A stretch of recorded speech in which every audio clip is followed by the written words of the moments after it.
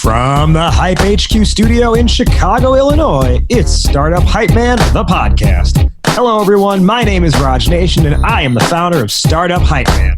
Fast-growing startups work with me because they want to become better storytellers. Whether that's for customers, investors, or a packed audience, they know that story is their ticket to stand out, stand apart, and change the game. And this podcast here is where I talk with entrepreneurs and leaders in the startup ecosystem, ranging from scale stage to early stage, as they share specific strategies that they have executed to stand out across three specific areas: sales, marketing, and people. Before we begin today's episode, remember you can head to startuphypeman.com and subscribe to the newsletter that doesn't suck. You'll get new podcast episodes and timely reads written by me, but also helpful articles from around the web and a notice of upcoming pitch competitions.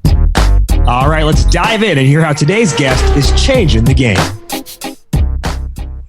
Ladies and gentlemen, making his way to the microphone from Paris, France, and currently residing in Paris, France, he is the founder and CEO of lemlist. Please welcome Guillaume Mobeche.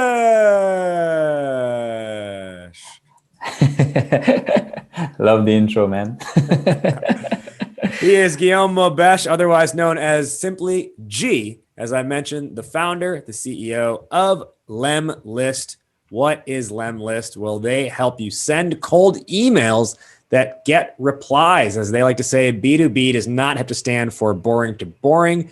Lemlist tool powers sales teams, agencies, and B2B companies to personalize and automate their cold emails. They have over 10,000 customers in just a 3-year period. They have gone from $0 to $5 million in annual recurring revenue in that time period, scaling up to 35 team members. And here's the kicker of it all. They've done it all entirely bootstrapped. And today's conversation specifically, as we come to you with episode 7 of this season, is rejecting a $30 million investment offer. Now, G, usually my first question is, why is this on your mind? Why is this important to you? But I feel like it's kind of obvious why this would be on your mind if you rejected it. So I guess what I'll ask instead as a starter question is, given that the topic is rejecting a $30 million investment offer, the first thing I want to ask you with this as just a high level is, why? Yeah, so essentially, to give maybe a bit more context, before launching lemlist in the early days, I was having a chat with a friend and he was asking me, what's up? Told him about my startup. Then the first question he asked was, how much money have you raised from investors? And then I told him, but we haven't raised any. And then he said, in that case, you don't have a startup. So in the early days, for me, I was associating startup and at least the success of a startup to the amount of money you get from investors. So in the early days, I spent a lot of time with investors. And I guess after 1 month of being rejected, of people telling me, it's a crowded market, it will never work out, we don't know you, etc., I just say, okay, fuck it. I'm just going to focus on my customers, try to make them as successful as possible, build the best product ever created, and just keep grinding. And eventually, after all that hyper growth we had in the last 3 years doing and scaling faster, than other startup and scale up that you would see in the media, I was like, it's crazy, because I met tons of bootstrap founders who are actually in hyperscale mode, running their SaaS company, etc. But you would never heard about them in the media. So then I thought, we could do something a bit different because I also have a YouTube channel. So I was like, okay, I'm going to document a process where I will announce publicly that we're going to raise 20 million. It would be good because it will allow people to see, how does that work exactly, when you have a pitch, when you have an investors, what type of meetings, all these type of things. And eventually, once we get an offer, we just say no. And just to show, the word that you don't need millions to succeed, that, you can do it on your own without having to raise money from investors.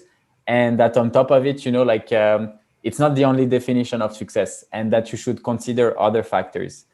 So by doing this, it was pretty huge. We got featured in tons of press internationally. So it's pretty cool. And what I like the most, I think it's all these people messaging me saying, hey G, I was actually in the same spot thinking about raising or not, but after your like video, now I know that I want to focus on being like profitable. So I think it's good.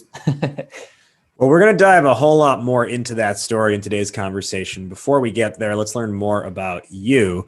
I'm curious to know, this is kind of a rebel mindset in a way. I would say being an entrepreneur is its own form of rebel, but then turning down a lot of money is a rebel. When you think back to your childhood, were you a rebellious child? Let's say, yeah, I was good to do things that I shouldn't, I would say. So yeah, essentially like I was a good student, but I didn't really like school a lot. So in class, I would say that I was very like agitative. Like I was the kind of kid at the back end of the course and talking a lot, making a lot of jokes. I was not super into class, but I always loved like learning new things.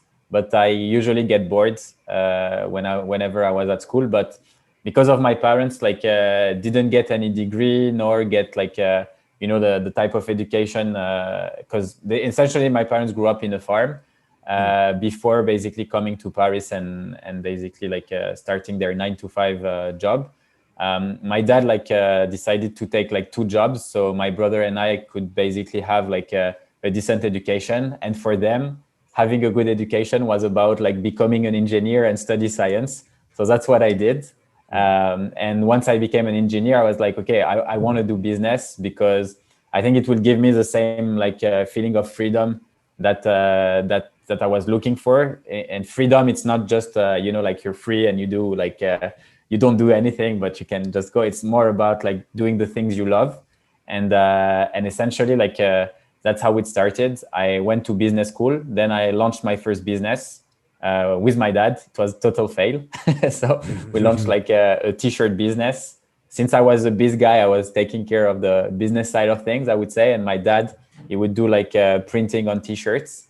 I was 100% sure that we would receive thousands of orders once the website will go live, because obviously everyone would like to buy my t-shirts. But in the end, they did not. We had like 6 orders or something. So it was pretty bad fail. But after that, I thought, like I couldn't find how to find customers for this business, but I'm sure I'm not the only one having this issue. So with a friend who was actually an expert in customer acquisition, we decided to launch an agency. I learned a lot from him. And then I started, running tons of cold email campaign, like sales prospecting campaigns, whether it's on LinkedIn, emails, or cold calling. And eventually I became like really good at it. And after, like generating, I would say like millions of dollars from companies we were having in our clients, I was like, okay, maybe it's time for me to do it, for my own company. And that's when we launched lemlist with my 2 co-founders. You mentioned during that story, you mentioned your parents. You said neither of them went to college. And you also mentioned that you were that person who was maybe agitating the teacher in the classroom. How do you think your parents would describe you, both as a child, and how would they describe you today if they were describing you to someone else? I think like since my mom is Italian, she would say that I'm the most handsome and well-educated person in the whole world. She wouldn't be an Italian mother if she didn't say that. That's for sure. And for my dad, I think he would say that I would say like creative and smart individual. But yeah, it would be only compliments. So they're my parents. Obviously, they're not gonna say like bad stuff. Well, of course. Yeah, of course. I'm just curious what, the way they might describe you or what qualities they might pick out. Tell me a little bit more about the entrepreneurial ecosystem in France. You've been there your whole life. You did mention that early in your journey, a friend thought you didn't have a real startup if you weren't raising money. But overall, can you just give us, I'm in the US, can you give me and all the listeners in the US an understanding of what's the general impression of entrepreneurship in France? I mean, the word is French itself. And what is the take on, startups there? What's the perception? Yeah, I think it's quite funny because actually like we're based in France, but 80% of our customers are based in the US. But when it comes to like the startup ecosystem, I think it has been moving a lot in the last 5 years. When I started, being an entrepreneur was it was very risky, and people knew it was risky. So some of them were kind of, yeah, it's risky. You might be wasting time doing this because, you could get a really good job at a really good company, etc. But eventually, it started becoming sexy. Yeah, you're an entrepreneur, you're taking risks. It's amazing. It can pay off big, etc., etc. So I think now more and more startups and working in startups is becoming cool. I think we have this coming also, I would say, from TV shows like Silicon Valley, for example, where everyone was like, oh yeah, being in a startup is so cool, etc. But on top of it, I would say that the fact that we have more and more money from investors overall is also a good thing, because obviously whenever there is fundraising, there is something in the media and a lot of people talk about it, which I think it's good for the startup ecosystem because it shows more startup, more innovation, and this is great. What's the drawback about this is obviously they only talk about startup who fundraise, but it's there's always pros and cons in any system. But overall, right now, I think it's very dynamic. We see more and more companies developing really innovative solution, and we also have more fundings on different type of level. The government is funding a lot of startups, which I think is good, especially in some specific fields. Okay, very interesting. Let's talk about lemlist and how you got to this point of raising a bunch of money and only to reject it. Now, you talked about the creation of lemlist was really out of, you were doing emails for other companies as an agency, and then you said, well, we could probably just create a software ourselves and sell it as sell an emailing software. So you get that, you ultimately, recently you get a $30 million investment across 2 different investors, and you reject it. Now, before we dig into more of that rejection story, I just want to walk through the journey of how you got there. So when you started lemlist, what was your initial strategy? Was it bootstrap or raise? And at what point did that conversation come up with the friend who said, oh, you don't have a real company unless you raise? Yeah, so actually, in the early days of lemlist, I had my 2 co-founders, Vianney and Francois. We're a bit older, so I'm when we started lemlist, I was 26 or 27, and now you're 30 and you're saying you're a bit older. Come on, kid. No, I was saying Vianney and Francois, my 2 other co-founders, are older. Okay, so they're around 45 years old. So not my grandparents, nor my parents, but a bit older. Your brother, your older brothers. Your older brother, I would say. And essentially, since they had a lot of experience and they are really, really good in tech, they were telling me okay, you're the CEO. You need to show us that you can bring business, and the first thing you have to do is to raise funds, So in the early days, because I was meeting with my friends and he was telling me this, and my 2 co-founders were telling me that, they wanted me to start fundraising. After 1 month of having them and my friends saying that you don't have a startup if you don't raise, I was like, okay, fuck it. Let's try doing this. Because in the meantime, they were developing the product, at least MVPs that I could sell. So in the meantime, I was like, okay, I'm just gonna, try to pitch, try to see what's up with investors. But very quickly, I got bored of it, and I knew I was good at finding customers. So I was like, okay, let's do something else. Let's not focus on something that is, for me, a defocus on your business, and let's try to bring a lot of value. Actually, what came up was that I had onboarded already 1 or 2 person on the MVP, or I think it was maybe 5 people. And one guy, I helped him basically launch this campaign, and I knew that I had changed a lot of things in the wording, a lot of things in the way he was sending emails, explaining him the right methods on how to do cold email. And he sent me a message saying hey G, just wanted to thank you because I signed my first $20,000 contract. And then I was and it was basically hey, it's my agency, it's life-changing, etc., etc. And I was holy shit, this is what I want to do, this is, I want to be an entrepreneur for a moment like this. So then for me, it became clear, in the early days that we needed to be focused on the success of our customers, because if they were successful using lemlist, they would stay with us, and we would have created that very I would say a solid relationship. So essentially in the early days, I would say that first month and a half was when I was in between my co-founders and friends pushing me to fundraise. Then I had that message that just pushed me to keep focusing on customers. And eventually, we launched on Product Hunt in the very early days with our ugly beta. And we were like product of the day, which was like really great, drove us tons of signups, but the product was not good. So no retention at all. And eventually with the people who sticked, we just decided to build that relationship, keep focusing on them, doing more and more sales outreach myself just to close more customers. I would say the first 100 paying customers was me reaching out to them, and then it started building up more content, a community, and eventually get where we are today.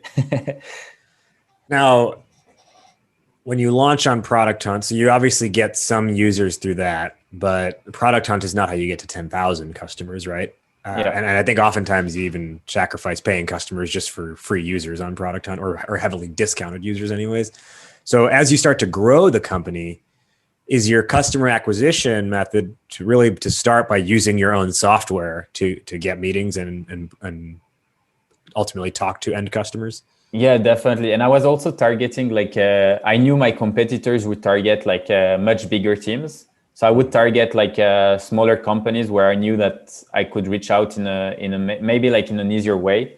So something that works really great actually when you do cold outreach is so you have several strategy when you launch, but first strategy is basically networking. So you're saying okay, I'm launching a SaaS. I've seen that you're also starting your own, so would love to exchange on tips on how you can grow and do X, Y, Z. Here's my background. Would you be open to chat? This works pretty well. And then during the chat, you can qualify and understand whether or not the person would need your software. Something that works also really well is basically doing interviews. So you chat to people saying let's say, I'd love to interview you or whatever on a specific topic because I'm writing let's say a roundup on a specific topic and I'm mentioning all experts.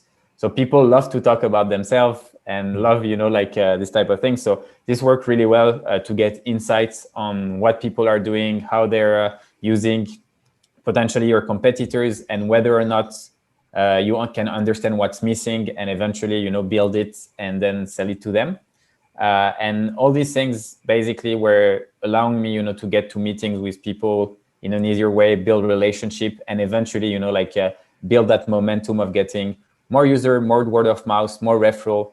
That's something also I'm amazed by how few people ask for it. It's you have someone who's using your products, and I feel very few salespeople or very few founders asking for referrals, when actually it's it's one sentence that can open you so many doors. Because if you ask people okay, what do you think my product could benefit in your network, it's for sure that they will have 2 to 3 person, and then you can say, okay, do you mind introing me to XYZ? And if that's okay, I can just send you the intro message, so you just have to copy paste it. So making people's life easy, sending the intro message, you just have to copy paste, and getting intros like this is one of the easiest way and nicest way to boost your word of mouth and getting into more meetings with potential customers. And it's again, interesting you say that a lot of salespeople don't do that, because I historically have struggled to ask for referrals myself. And actually just last week, I did send an email to one of my clients, and I literally wrote in the email, I was like, I'm good at a lot of things, as you've seen from the work we've done together. I was like, one thing I am actually terrible, and I was just totally vulnerable. I was like, but one thing I have always been terrible at is asking for referrals. So here goes. And I said, do you know anyone in your network who you think I'd be able to help as well? And then he replied, and he was like, yeah, I can think of a few people. Let me get back to you in a few days on this.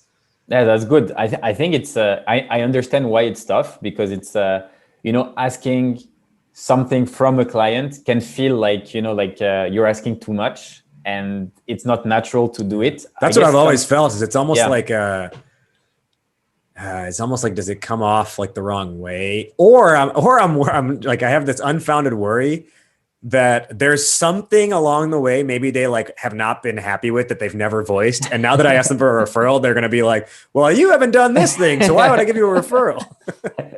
No, I think, to be honest, like to me, you know, it's all the essence of sales. So sales is about like helping people find a solution to their problem. If you're convinced that you're bringing a solution to a problem, then you should be, it's your mission to ask for referral, because your mission is to find more people with the same problem that you can help. And in the end, you know, like if you ask referral to others, they should also be happy to intro you to their friends or network, because they would be like, oh, this guy or their product or their service, they really helped us out. And you should definitely look at it. And eventually they should feel good about doing that referral, because if you bring, like, for me, it's the same, you know, like if I have someone who's doing an intro for a consultant on a specific topic because they worked with that person and they had like a 5x in ROI or whatever, I'm like, yeah, of course, I want to work with that person and I want the exact same result, you know? So, yeah.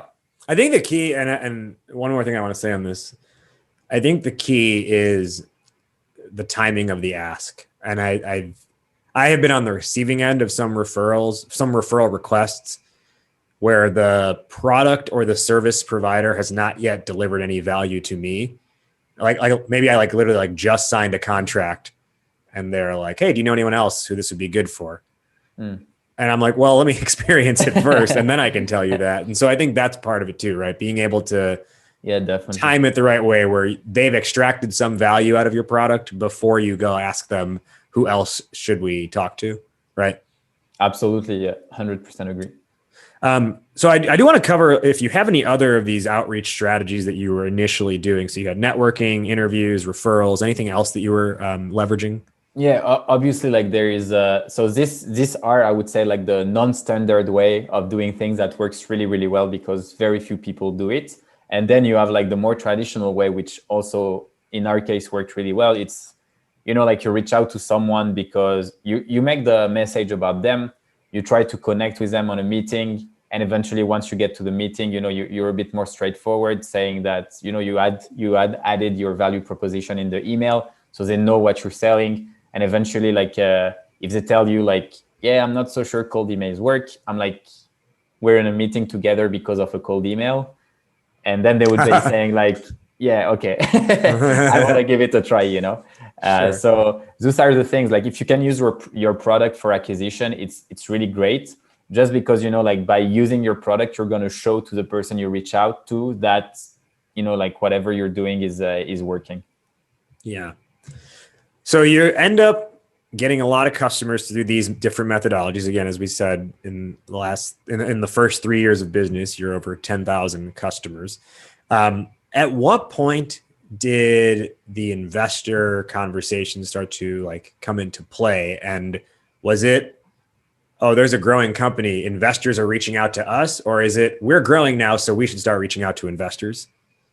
What do you mean, like for the final things we did with investors, or in the early? I just mean, yeah, as you're growing this company, like unless I've got the story wrong here, I'm thinking it wasn't just all of a sudden one day you're like, well, we're going to go find $30 million, right?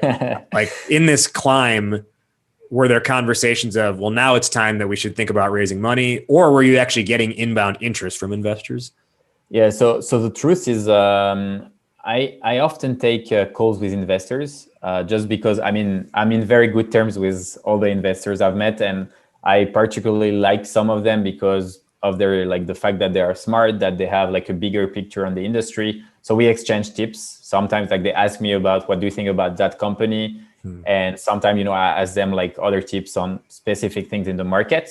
Well, so how did these relationships get developed, right? Because not every investor is going to a founder, really any founder, to say, what's your take on another company, unless that founder has successfully exited 3 or 4 times.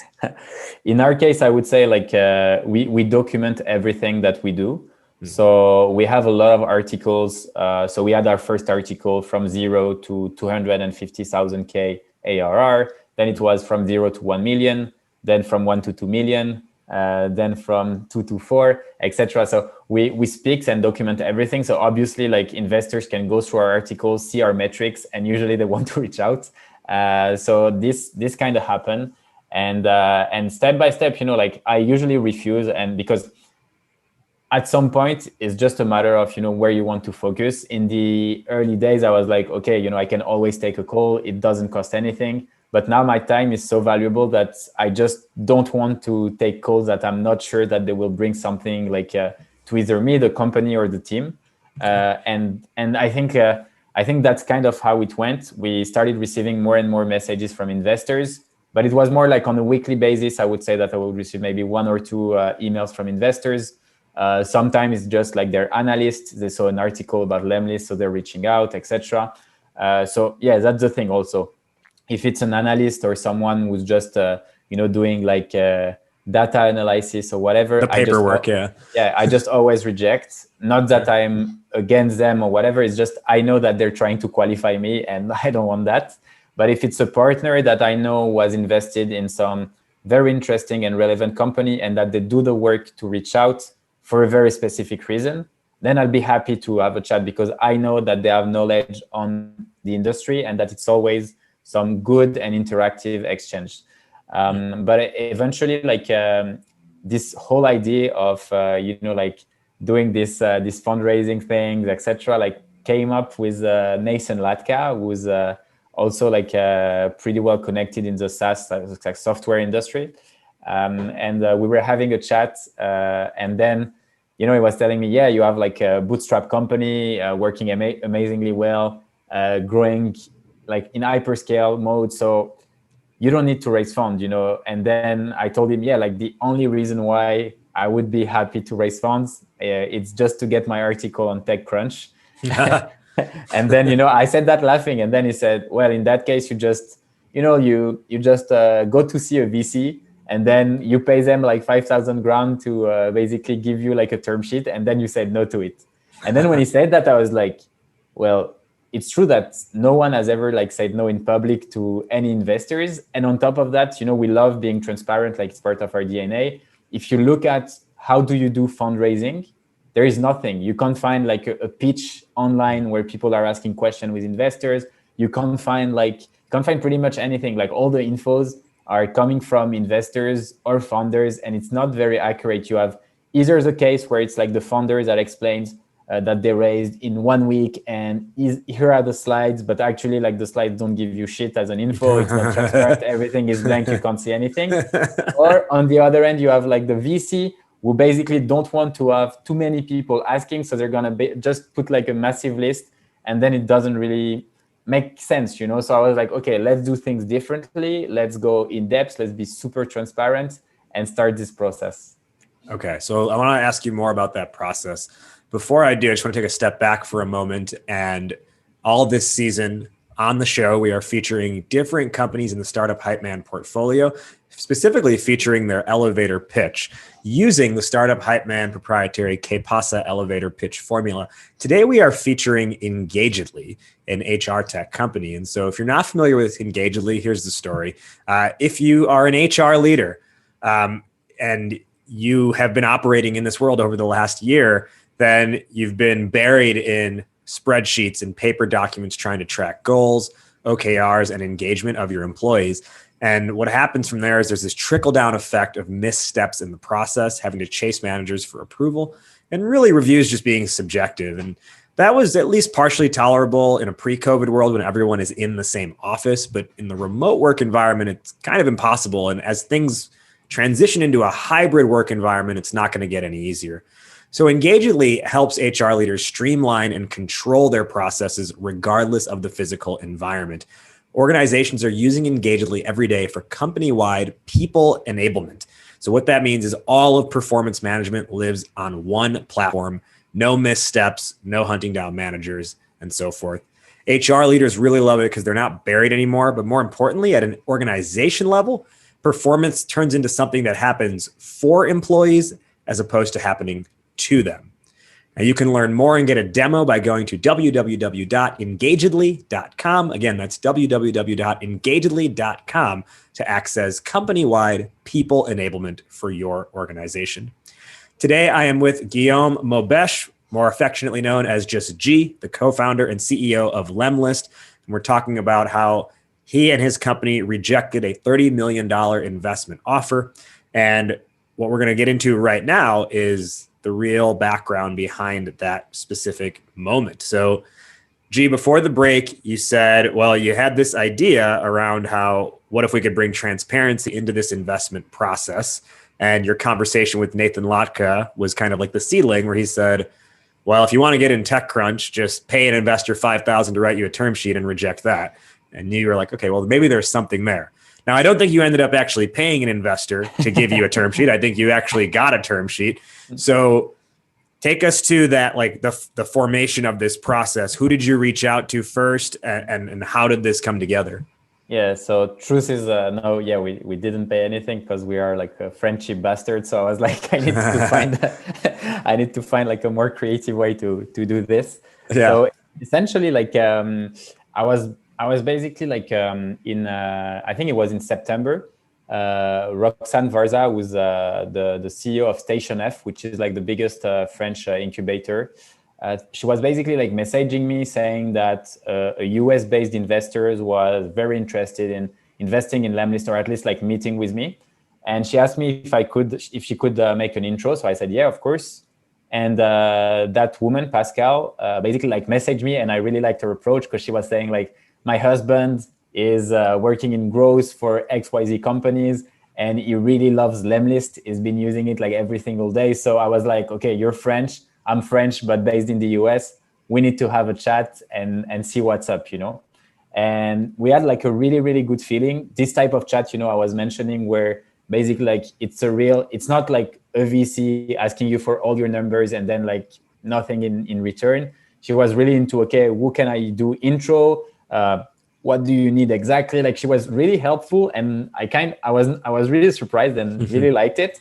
So now, did you take this meeting and were you in this conversation knowing in the back of your head, I'm going to reject whatever I get? Or at this point, were you still thinking like, hey, this is a good path to pursue? At this point, I didn't even know that we were going to say no and organize all these type of things. Or it was it was back in September. And so it was very organic at this point. Yeah, very organic. But then, you know, in December, when I was like, okay, maybe, you know, it's time like that we start our fundraising series. And eventually like get a meeting with an investor, try to see like the behind the scenes of how exactly does a pitch work, what type of question do you get asked, and all these type of things. I was like, who could I do this with? And then I was like, okay, I'm sure like Pascal, she was very into lemlist back in the days. So I asked her, you know, like, hey Pascal, we're launching like this series, you know, about fundraising. Would you be up for recording with me like an entire like pitch session where essentially, I would send you the pitch in advance, like the pitch deck. Then during like whatever time it takes, we will have like a session where you can ask all your questions about the companies, the metrics, whatever you like. And we record everything because we want to document the step-by-step process. And we are announcing that we are raising like $20 million.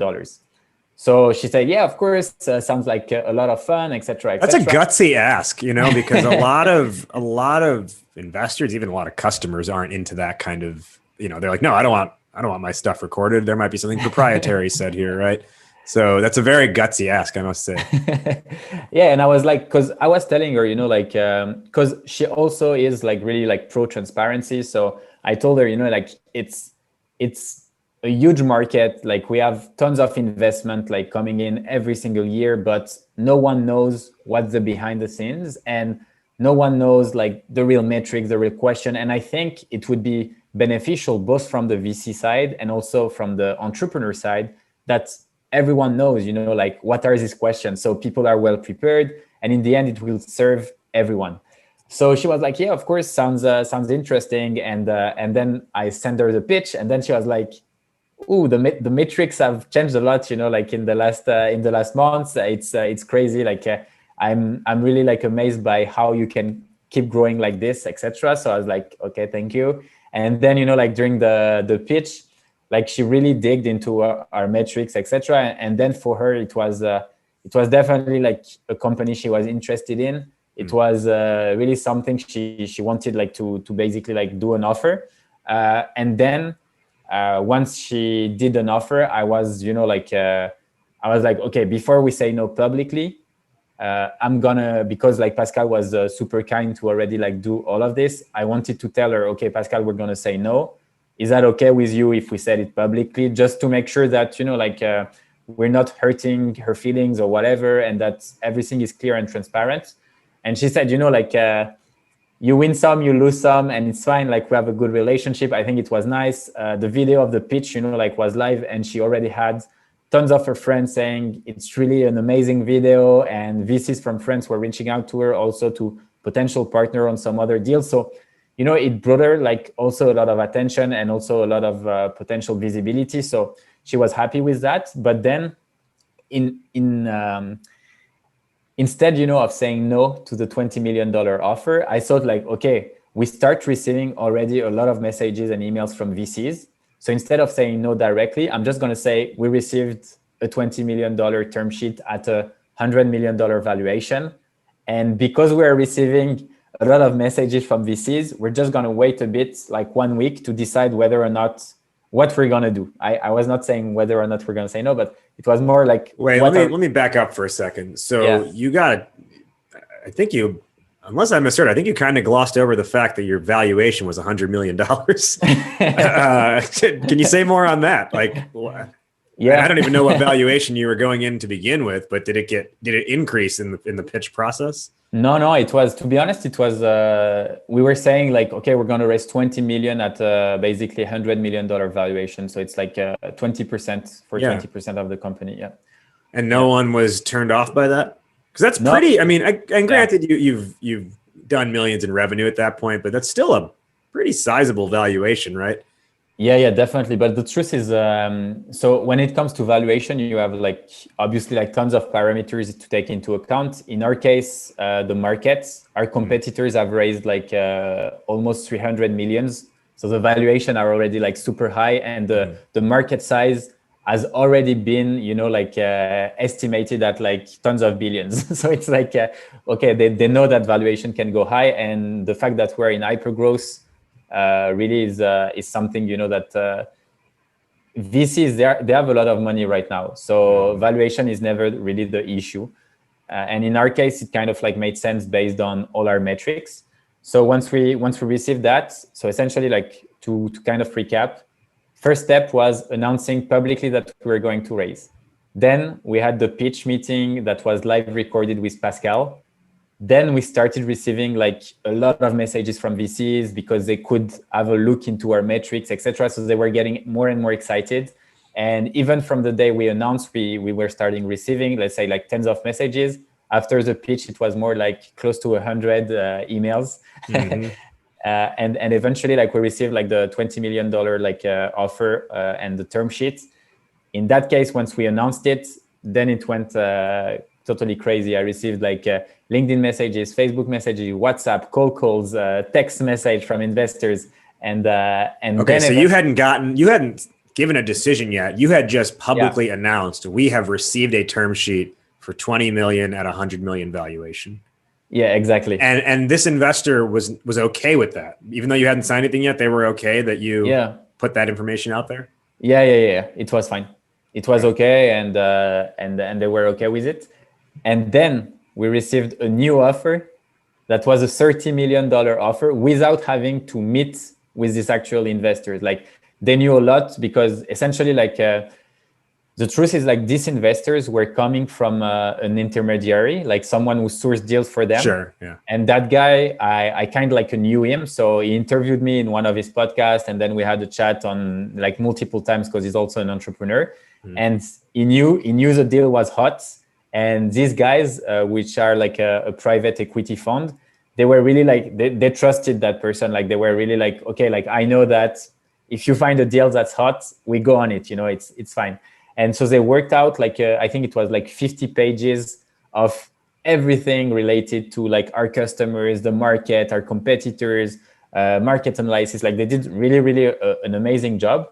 But what was crazy with the offer was that it was like $30 million but $15 million was in cash outs, meaning like it was $5 million for me, my co-founder, and just me and my co-founders.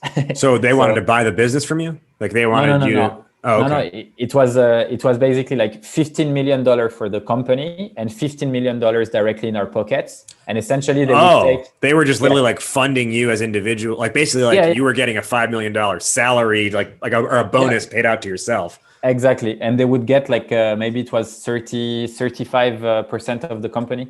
So it was like a bigger chunk of the company because we were doing a lot of cash outs, but they were like investing like a larger amount. So okay, so many questions here, and I got to ask them quickly because we're running out of time. But okay, so $30 million offer, $5 million of which you and your co-founders each get $5 million just to have for yourselves. So you'd be basically set for life, or at least a good portion of your life. Yeah, you could probably retire or at least go on like a 5-year sabbatical if you wanted to. And the rest of it goes into the company. Now they take a little bit more equity, 35%, I think you said. All right. So that's a pretty wild scenario. I've got 2 questions here. And the only thing is we got to go through them quickly because we're running out of time. Question 1, what did the first investor who was putting in 20 million, who thought they had you with that, and they were 20 million at 20%, what did they think? Question 2, what's going through your mind when you are told we are going to deposit $5 million into your pocket, not your company's pocket, but your pocket? So to answer your second question first, I didn't sleep. Because we were not expecting such an offer. And as you said, like it's life-changing amounts. So I was like, okay, like what's the best decision?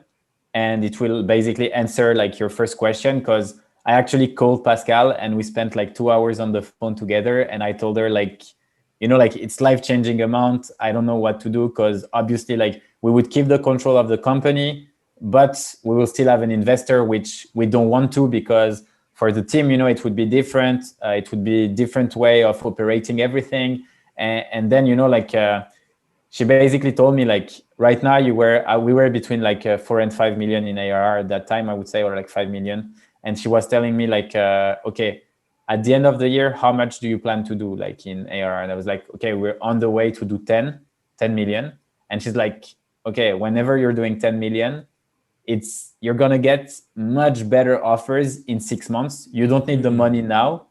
Why are you like stressed about that? Do your own things. And then once you're at 10 million, think, like you would get more. You're not in a rush. And she's like, why are you putting yourself the pressure when actually you're already paying yourself a good salary? You're getting every year like amazing dividends. Your team is happy. And she's like, okay, I'm removing my investor hat. So, okay. And she's like, just keep doing what you do. And she really helped me out, because to be honest, when you get like this, even though like, obviously for me, it was important to show the world that message, because I think like whenever you look at the people who fundraise, obviously it's always the same type of people. So there is almost zero diversity. And eventually, like if you tell people that you need to fundraise to be a successful company, then you close doors to all the people who could think of becoming an entrepreneur, but say like, no, I can't even become an entrepreneur, or I can't even think of becoming an entrepreneur, because you need to raise funds to succeed.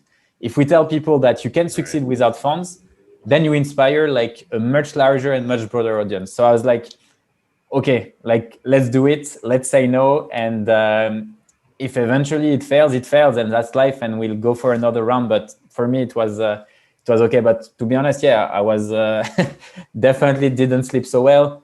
My co-founders have kids also. So for them, it was a big decision. But okay, we just like sat down. Yeah, their college was paid for right there with of course. But as you said, with 5 million, to be honest, if you're smart enough, with 5 million, you can't stop working for your entire life. Like you put investment in good places and you're set. Right. Well, and I think that probably also speaks to you believe in what you're building, right? And it's not so much about personal gain. Personal gain is nice, but the goal is not personal gain. It's to build something that's lasting and that makes an impact and that you care about. Yeah. Yeah, definitely. But I mean, for me, it's in the end, I asked myself this question because I grew up, with my parents didn't have a lot of money. And then, once I started like earning a lot of money, I was like, my life is going to change. It's going to become like way different, etc. But actually, it doesn't change. I still have my $5 t-shirt. Like I like to eat at the same cheap restaurant with my friends, and it doesn't change. Like I'm the same person. I haven't changed. But what makes me like super happy and what really like drives me is when I see people that, let's say, like I didn't know in the past, I gave them advice, and then eventually they become like successful and they are like growing. They are experiencing the same freedom that I am experiencing, and this what drive me. And I was like, okay, fuck it, this is my only focus. I don't want anyone to tell me like what to do or not, and we know what we're doing, and let's keep doing things the way we do it. This is quite a fascinating story, and I want to head to our wrap up now. Now, what's interesting is, like you mentioned, you documented this journey. So where can our listeners find this journey all the way up to where you turned down the offer? They can go on YouTube, and I guess we can put the link to the channel. But yeah, it's my name and that's the channel. Okay, great. And then aside from the YouTube series, where can listeners find more about Lemlist and check it out? Lemlist.com. Everything is on the website, and if they need demos, they can reach out to my sales team on LinkedIn directly. Great. Now I'm curious to know who is one person who you want to shout out. It could be a coworker, it could be a mentor, a friend, an employee, an advisor. I think I would say like Maxime Berthelot is French, but I want to shout out to him just because, I think this whole transparency in business came from him. So before launching Lemlist, I actually read one of his articles where he was saying, step by step how they got, I think that their first 10 customers, and he was detailing the entire process of how they set up ads, etc., and how much money they were making, how much they were spending. And then I was like, it was really inspiring for me. I was like, this is what I want to do. And eventually, when we got our first customers, I decided to blog about it. Then when we got bigger and bigger and bigger, I was always blogging about it. And I think it's so nice because every time I write an article, I have tens of people messaging me about how inspired they are. And I think this is part of life, the more you share, the more, you will grow personally and help grow others, the happier I get. And for me, that's my goal in life. Great. Now we'll do our top 1 or 2 lessons or takeaways for the listeners based on our discussion today. I'll go first and I'll toss it to you. The topic today was the story of G and his company Lemlist rejecting a $30 million investment offer. My big lesson that I've taken from our conversation is you have to fundamentally know why you want to raise money. You can't just say, I'm raising money because I need to raise money. There has to be a core driving reason behind that. And then also, as it pertains to the idea of paying yourself, also just really know what you're in it for. And if you're in it for personal gain, that's not bad, but just be honest with yourself. What are you trying to do with this money? And are you looking for a cash out and to move on to something else? Or are you looking to build something that lasts, and that should influence your decision making? G, top 1 or 2 lessons for the listeners? I think, I'm going to bounce back on what you said. I would say that, knowing the reason why you're doing things is super important, but don't be too harsh on yourself. It can take time. In the early days, of Lemlist, I didn't have the same mission as I have now. I think ambition is like appetite. It goes it goes step by step. Some people have a lot of ambition when they start, and usually those people have a lot of ambition because they were close to ambitious people. So you would see a lot of people who have grown up in rich families. For them, the baseline of what you can achieve is already super high. If your parents are making millions every year, you would think that as an adult, you should make millions. So when you grow up in a family that don't have a lot of money, for you, your baseline is much lower, and your ambition can be also much lower. So don't be too harsh on yourself. It would go step by step. In our case, in the early days, my number 1 goal when I launched Lemlist was I need to be able to pay myself an okay salary. Now it has totally changed. We want to be like the first bootstrap unicorn in France, etc. So, like it has came with the years and with experience. So don't be too harsh on yourself and just do it. My final question, which is how we end every episode on this show. G, fill in the blank. Entrepreneurship is blank. For me, entrepreneurship is about helping other people finding, their true self and true freedom. Say more on that. I think, but it's really my own personal definition, but for me, being an entrepreneur is not about like finding a solution to a problem and helping, it's like in everything you do as an entrepreneur, you would help people, whether it's your employees or your customers, do things in a different way that they were doing before. And then, like for me personally, I want the people like I work with to feel that freedom, to feel that they own every single topic they're working on. And I want our customers and clients to be successful in what they do so they can feel that freedom of, I'm growing my business, I'm helping my business grow, and things are working. Great. Thank you, G, for joining today. He is Guillaume Mobeche, founder and CEO of lemlist. Thank you so much for joining today and sharing your story on Startup Hypeman, the podcast. Thanks a lot, Rajiv. It was an amazing time. That wraps up today's conversation. Did you like what you heard? Startup Hypeman, the podcast, is available on every major platform, including Apple Podcasts, Spotify, Google Play, and more. So be sure to subscribe on your platform of choice and leave a rating and review. Do you want to be an upcoming guest on the show? Email media@startuphypeman.com with your idea, and my team will review. Our theme song is Change the Game by Jay-Z, all rights owned by Rockefeller and Def Jam Records. And hey, if you want to work together on making your startup story the only one that matters, email me at rajiv@startuphypeman.com. That's RAJIV@startuphypeman.com. Well, that'll do it for today. Thank you for listening. Thank you to today's guests for joining. You have been checking out Startup Hypeman, the podcast. I'll catch you next week. But in the meantime, word up, raise up.